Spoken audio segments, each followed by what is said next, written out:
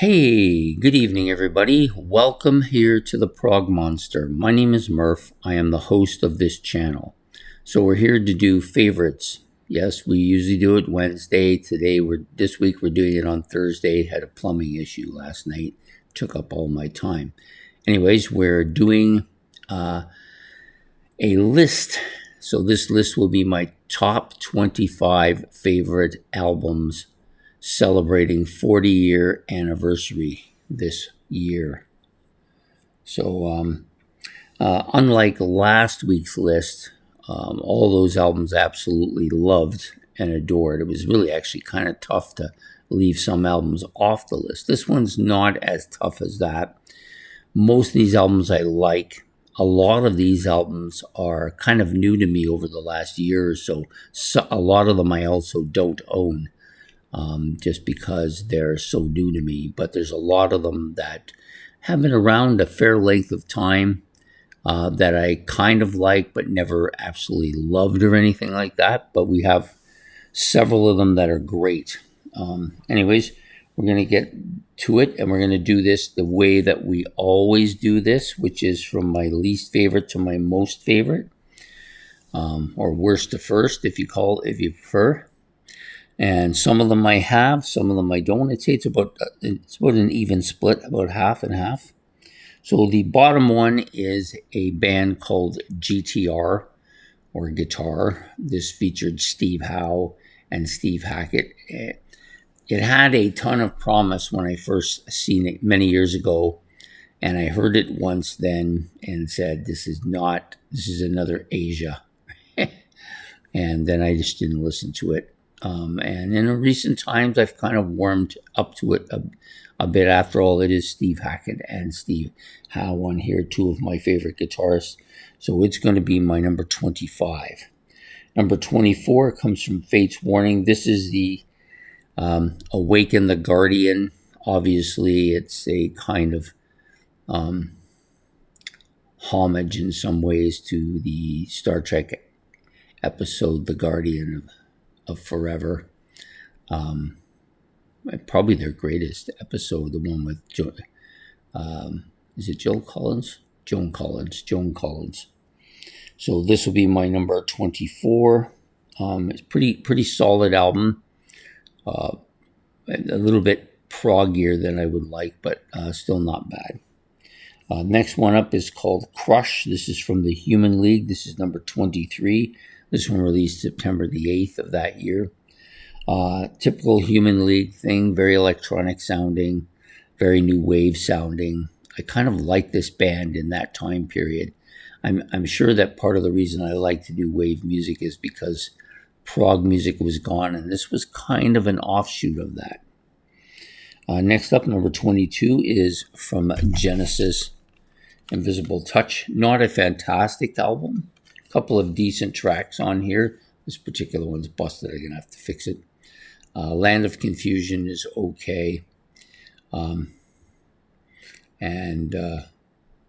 the title track, Invisible Sun, are both okay. The rest of the stuff is it's passable. Not a great album by... Sorry, I got upside down. I didn't even realize it. Not a great album by Genesis, but for that poppy era, I don't think it's all that bad. It gets a lot of dumping, though. Next up is number 21. This is from a band I only discovered this year.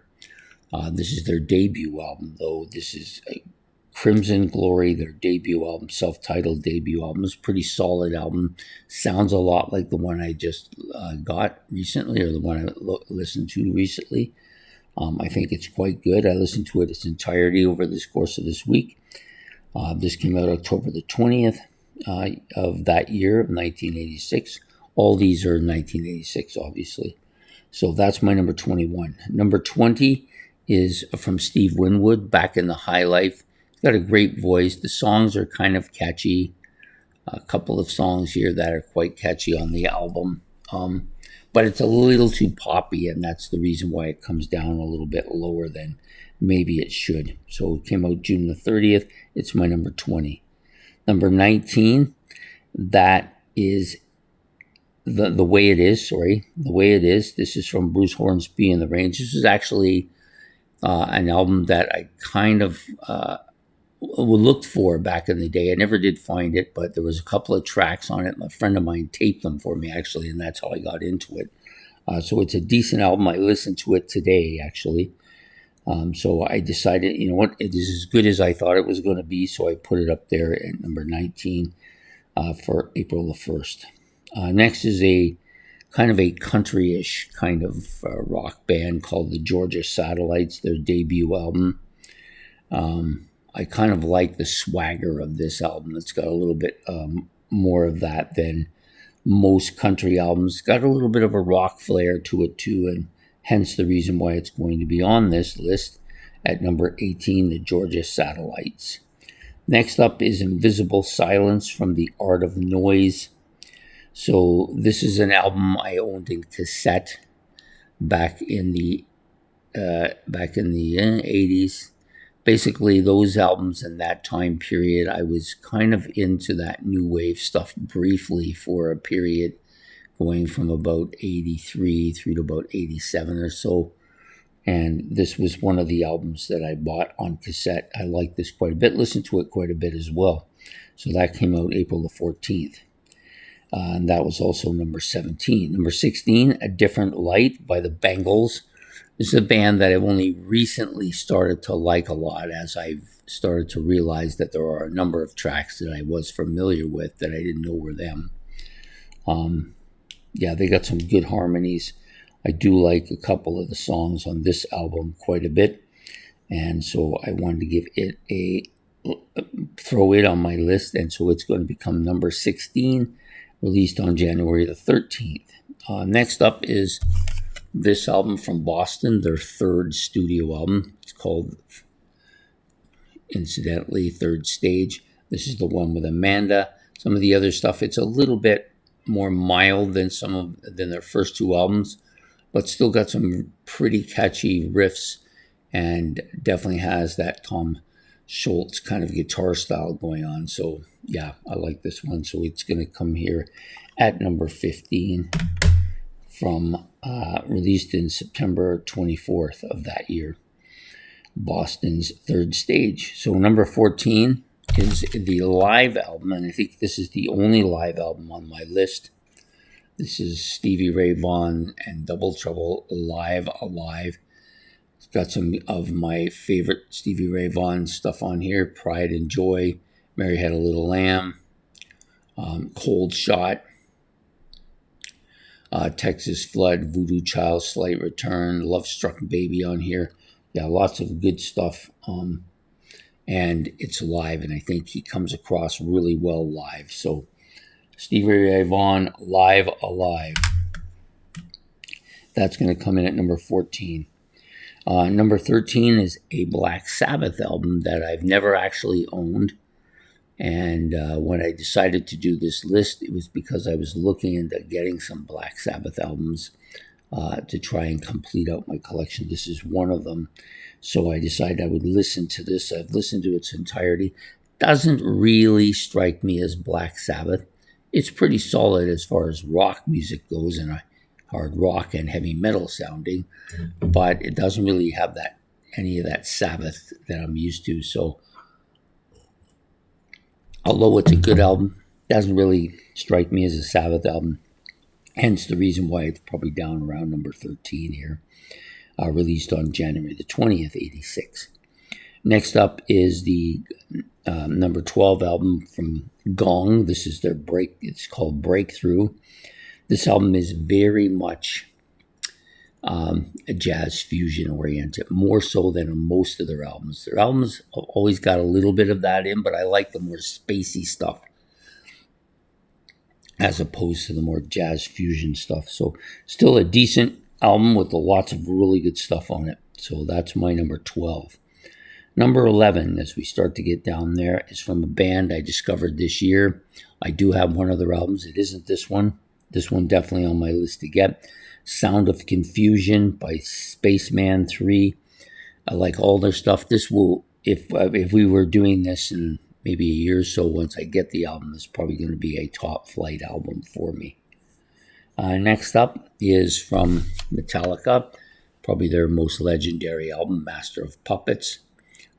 Pretty solid album. It's just not really my style of metal, but there's no kind of knocking this album aside. Definitely one of the great metal albums of all time. Many consider it to be the great metal album of all time. So Master of Puppets from Metallica come here at number 10. Number 9 is an album that I liked, but I didn't love. It was kind of a disappointment when it first came out because it wasn't the band as I knew them. It had changed drastically, but the music was still pretty decent on this album. This is 5150. Van Halen does have some good stuff on it. Love Walks In. The song 5150, Why Can't This Be Love, of course, is the one that most people will know. I do like the cover. It definitely looks like a Van Halen album, but to me, it doesn't really sound like a Van Halen album. So that's my number 9. Coincidentally, my number 8 comes from the former singer from Van Halen, David Lee Roth. This is Eat 'Em and Smile. It's a pretty decent album. I love Lee Roth's vocals, obviously, but it doesn't really have that it's not too Van Halen-ish for me. So, like the Van Halen album, it's lacking something. They're both lacking something, but they're both pretty decent albums anyways. So number 8, Eat 'Em and Smile. Next up is, this one's a doom metal band that I've only recently discovered as I begin to patrol that section of the galaxy and start to find some doom metal that I quite like. I've collected a number of doom albums over the last year. This one is definitely on my list to get. This is Epicus Doomicus Metallicus, and this is Candlemas, released on June the 10th. So that's number 7. Number 6 is from The Pretenders. This is Get Close. Probably the last album that I really liked by them. It's a pretty good album. I don't think it's as good as their first 3, but it still has some stuff on here that's really got that Pretenders sound. But there's it's a little bit more poppy than I generally like from them. So that's going to be my number 6. Number 5, this is an album I didn't initially like, and I'm going to say that it's not one of my favorite albums by the band. Sorry, this got busted up. This is Turbo from Judas Priest. It's got some decent stuff. I do like Turbo Lover. Out in the Cold is decent. But the rest of it is kind of a little bit too poppy for me. But if you were to put up against pop albums, it's obviously much heavier than they are. So it gets a little bit of scoring, some points from that. And so it's going to come here at number 5. Number 4 is an album that I had on cassette that I played all the time. I actually think I broke the cassette. I played it so much that I never replaced it on album. It was difficult to find. This is Electric Cafe from Kraftwerk, released in December the 16th of that year. Great album. Highly recommended if you like electronic music or new wave-ish kind of electronic music. They are a German band as well. So number 3 is Somewhere in Time from Iron Maiden. It's my guess this will be... that's pretty easily my 3rd favorite album on this list, even though it's still waiting its turn to get in my playlist. But I'm starting to really warm up to this a lot. I think this album will do very well in my playlist. Most of the albums from that Iron Maiden era have done very well, and I don't expect this one will be any different. It's kind of a little bit science fiction-y looking, so I do like the cover quite a bit as well. So Iron Maiden's Somewhere in Time, released on the 29th of September in 86. Really strong album. Next up, these two are easily my top 2. I wasn't quite sure how I was going to put them, but I decided ultimately that this one would be number 2. Graceland from Paul Simon. This was the album I took with me to New Zealand. Fantastic from top to bottom. Really good. His vocals are good. The songs are all memorable. There's a lot of really good songs on this album. The Boy in the Bubble, Graceland, Diamonds on the Soles of Your Shoe, You Can Call Me Al. All these ones were pretty well-known songs on the radio. Under African Skies, Homeless. These are all really good stuff. Paul Simon's Graceland coming at number 2. And number 1, it's not going to surprise anybody here. So from Peter Gabriel, this was one of my favorite Gabriel albums. I love this album. It's just an absolute killer album. Red Rain, Sledgehammer, Don't Give Up, The Voice Again, That Voice Again, In Your Eyes, Mercy Street, Big Time, Who Do What We Do. We Do What We're Told, sorry. I'm trying to read 2 lines there. This is the Picture. So those last 2 songs, not great, but the rest of the album is absolutely killer. And so is going to win this, be my number 1 album for this list of my 25 favorite albums that were released 40 years ago in 1986. I'll give them back to you again. I'm not going to bother with showing them because I don't have enough of them. It'll get confusing. So it's So will be number 1 from Peter Gabriel, Graceland from Paul Simon, Somewhere in Time from Iron Maiden, Electric Cafe from Kraftwerk. Number 5 is Turbo from Judas Priest. Number 6 is Get Close from The Pretenders.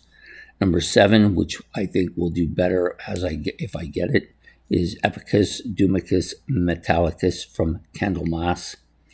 Number 8 is Eat 'Em and Smile from David Lee Roth. Number 9, 5150 from Van Halen. Number 10, Master of Puppets from Metallica. Number 11, Sound of Confusion from Spaceman 3. Number 12, Breakthrough from Gong. Number 13, Seventh Star from Black Sabbath. Number 14, Alive, SRV. Number 15, Third Stage from Boston. Number 16, A Different Light from the Bangles. Number 17, Invisible Silence from Art of Noise. Number 18, Georgian Satellite self-titled debut. Number 19, The Way It Is from Bruce Hornsby and The Range. Number 20, Back in the High Life from Steve Winwood. Number 21, Crimson Glory from Crimson Glory, their self-titled debut. Number 22, Invisible Touch from Genesis. Number 23, Crush from the Human League. Number 24, Awaken the Guardian from Fate's Warning. And last, and probably actually least, is GTR, their self-titled, lone self-titled album. There was a few others I could have thrown in there, but I decided that I really didn't like them all that much, so it wasn't worth putting them in there. I guess I like them. I guess maybe I probably like them, but I just didn't decide not to throw them on the list at all. So that's it. That's it for this week on favorites. Next Wednesday, we will be doing the ranking of the Green Slade albums. I'm ready to do them now. So we'll be doing them. There's 5 of them. So it shouldn't be a super long video, but I hope to see you all then. Don't forget to hit the like and subscribe. If you want to make any comments about any of the albums I've put on here, or if you prefer to give me your own list, you can do that as well. I'm always curious of what people find. Every once in a while, somebody puts something down there I completely shot out of my head and didn't put it in my list, and it should have been there. It happens. Anyways, I hope to see you all next week on Wednesday. Take care and have yourself a good evening, and goodbye here from the Prog Monster.